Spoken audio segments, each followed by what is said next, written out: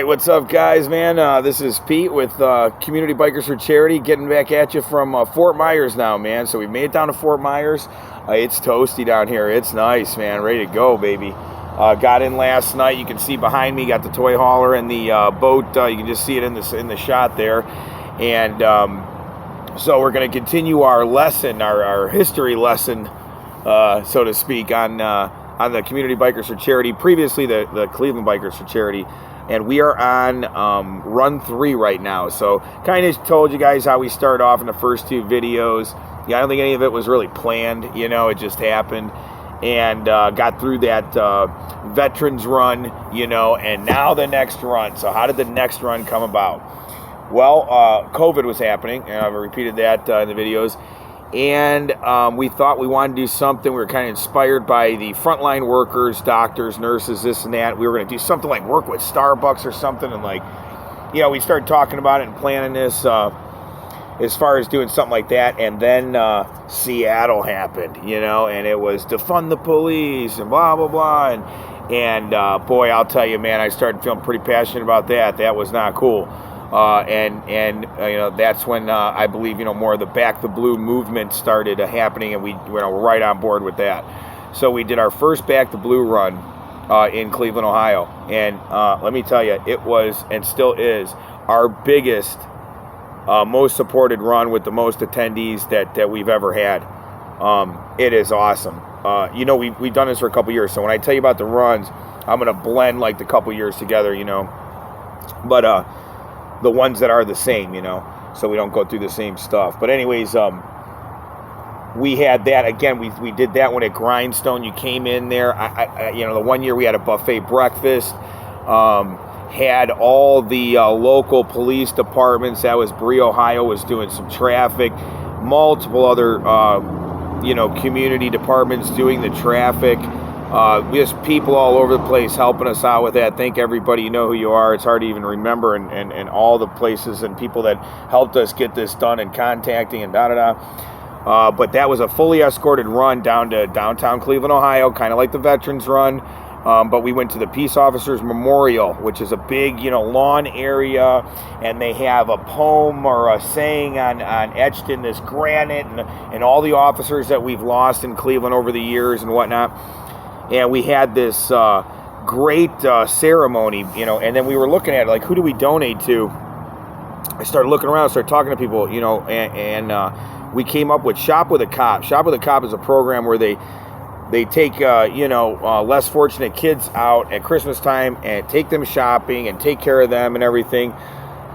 It's a good community effort, you know, exposes the kids to law enforcement, shows them the good people that they are and whatnot, and we were right behind that, man. That was awesome. So we donated to Shop with a Cop. We also, it was a pretty heavy hit and run. We brought in some good money. We looked around at who locally can, you know, individually can we help.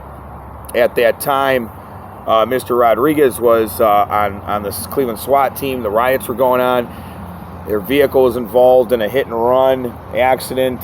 He was sustained some lifelong injuries, I guess you would say. So we decided to try and help that family out, and so we kind of split up that donation, half to Shop with a Cop, half to him and his family. Also, my excavation company went over. We ended up ripping his driveway out, section of the back driveway, because he was coming home in a wheelchair, man. And my heart's still out to you, dude. If you see this, man, all of us. Very unfortunate, man. I got to meet your wife and everything. He was still in the hospital when the crew come over there and did that work. But so we got to donate to them, and that's how the Back the Blue run started. You know, other people have helped us out.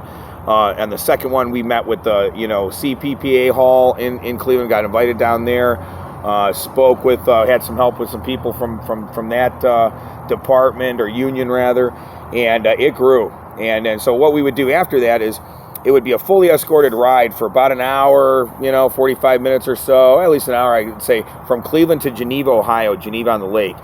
It is a beautiful, fun area. It's a Just a long strip of boutiques, bars, restaurants, whatever, on the water in Geneva. It's where Thunder on the Strip is. We, took everybody out there. We were, we had like Geneva prize packs and stuff that you could win with the raffles, another way to raise money and stuff, and have people participants enjoy their time, on the ride. And we went to Sportsters, it's a real biker kind of area, a biker-friendly area with the Sportsters and, bands on stage, and just had a blast with that. So we've done that a couple years in a row. We'll always continue to do that. The second year, they had the big rotator trucks there with the big 40-foot, like, giant American flag that everybody rode their bikes under. The morning was all DJ'd event. We had, the volunteer chicks were in the sexy cop outfits, doing their 50-50s and stuff. And it was just a really, really cool event. So anyhow, that's our, I'm doing on time here, man. I'm trying to cut these videos shorter. I'm a talker. That was our third event, man. And that's the one that really put the Cleveland Bikers for Charity, now the Community Bikers for Charity, on the map as far as the biggest attendance and whatnot. At the same time, we started growing internally, got our board a little more situated. You got to have a board of directors and whatnot on this gig. Ann Pietro, she joined us in the beginning. She owns Select Fire in Berea, very popular firing range.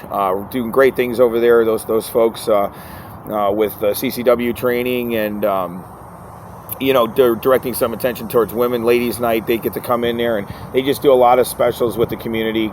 Great organization. Also, so she is now our treasurer. Mike Nabalski, that's M&N Contractors Installations. He came aboard and is now the vice president. Mike started as a director, secretary. He's really stepped up, helped us. So. And now we also have Brian Mahalik. He's at this point, he is a director, secretary, helping us out, and he's going to be big with getting sponsorship. Got to get that sponsorship. That's another thing. As we started doing this, started getting more sponsorship. You got to get that sponsorship to pay for these events. I just went to the toy run in St. Pete. You guys are following me. I'm going to have a ton of videos about that. Well, by the time you see this one, those will already be up. That was like 1,400 bikes or something crazy like that. And Bert from Bert's Harley Davidson, Barracuda Harley Davidson, along with the OCC Roadhouse, they put that run on. I got to meet those guys. Chris, the vice president, you'll see an interview that did probably already seen where I interviewed with him. That run right there, I'm guesstimating probably cost them dudes like 20-something, 30 grand, 20-something. They had all these departments. They had an eye in the sky. They had a helicopter. And he got on stage and talked about that, like, hey, guys, you got to realize this stuff ain't free. This isn't all donated. And the same thing with us on obviously a much smaller scale is we are, you got to pay for a lot of things. Our regular runs are anywhere. I mean, anything we do is $3,000 to $5,000. That's no problem. And that's like, wow, you can spend that. Yeah, you can spend that much money. We do a poker run. You got the prize money. You got the band. You got this, that, printing, advertising, whatever. Adds up quick. So sponsorship is super important. All right, so guys, man, watching these YouTube videos, CBC TV, you got to hit that subscribe button. You got to like our page. Hit the subscribe button, Facebook. Like the page. We want you guys to be part of this, man. See what we're doing. We're raising money, doing good things for people in need. Let me add that second Back to Blue run. That was for the same thing. Shot with a Cop. It was also for the Skernovitz family. Mr. Skern was killed in the line of duty in an undercover sting back in September in Cleveland. And what we ended up doing was making our custom Back to Blue shirts, and we gave 50% of all sales to that family, plus the donation, 50% of the donation from the ride. Quite a nice check that we were able to write that family. And when I say we, I mean all the people that attended. You know what I mean? All the participants. People ask like, "Hey, how do you join the CBC Army?" You come to an event and you just partake, and you're part of the Army. You're part of the movement. You're part of what's going on and part of what's helping your community out. If we're in your community doing something, that money's going into your community doing something. So look for our new clothes coming out. We're going to have a full line of clothing, and what we're doing is 10% of all that clothing is going to go directly towards the charities that are kind of involved with that clothing. So if it's like a military shirt or whatever, you kind of get the gist of it. We'll be posting that. that's going to be a big one. That's going to be a nice way to raise money, walking around in a cool shirt, and you knowing you did good, man. So we're calling that the gear that gives back. So check that out, man.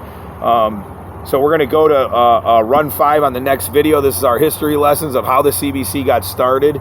And you guys enjoy your day, and I'll talk to you soon, man. I'm going to enjoy some of this nice weather and get some grass cut back there. See ya.